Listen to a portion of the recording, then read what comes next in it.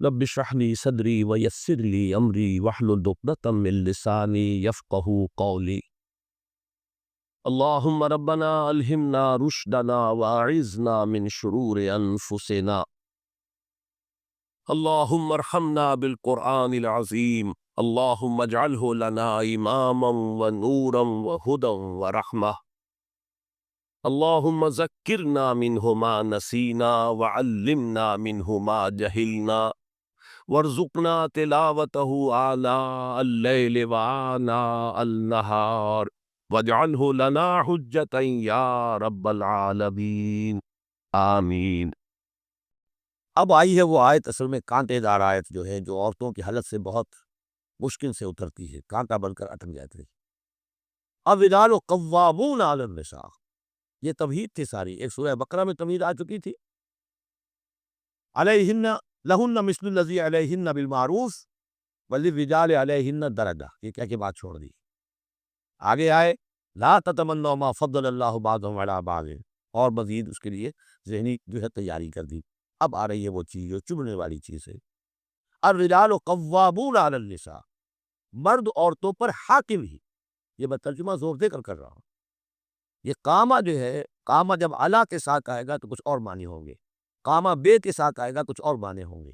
کاما بے کسی شے کو قائم کرنا، کونوا قوامین بالقسط، اسی سورہ مبارکہ میں یہ آیت آ جائے گی، کونوا قوامین بالقسط، عدل کو قائم کرنے والے بن کر کھڑے ہونا۔ کاما اعلیٰ، کسی کے اوپر، سر پر مسلط ہونا، یہ ہے گویا کہ ایک درجہ حاکمیت ہے۔ گھر کے ادارے میں حاکم ہونے کی حیثیت مرد کو حاصل، سربراہ خاندان جو ہے وہ مرد ہے، عورت نہیں۔ عورت کو بہرحال اس کے ساتھ ایک وزیر کی حیثیت سے کام کرنا ہے، یہ ہے اس کا اصل رول۔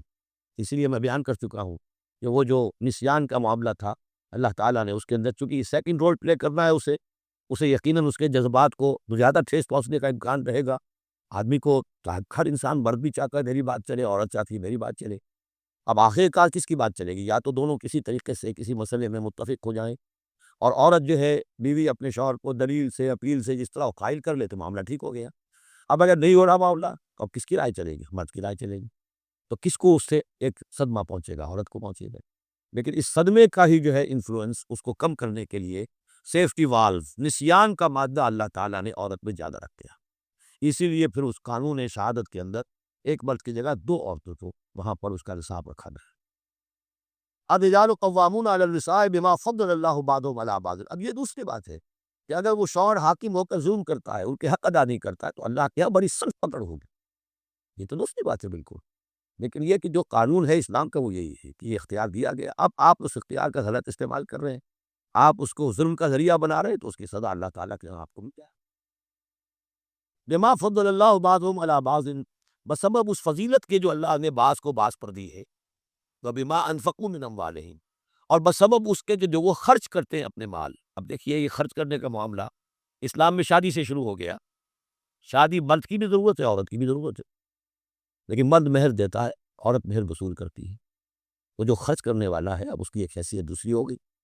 پھر گھر میں اس کا نان نفقہ پورا جو ہے، اس کا خرچہ، اس کی ذمہ داری، اس کو سپورٹ کرنا شوہر کے اوپر ہے، اور وہ مال خرچ کر رہے ہیں۔ بما انفقوا من اموالہم، فالصالحات، اور کہ نیک بیویاں کون ہیں، جو کہ ایک یوں سمجھیے قرآن کے نزدیک ایک عورت کا جو اچھا کردار ہونا چاہیے، ایک خاتون خانہ کی جو بہترین روش ہونی چاہیے، وہ یہاں حقیر الفاظ میں آئی ہے۔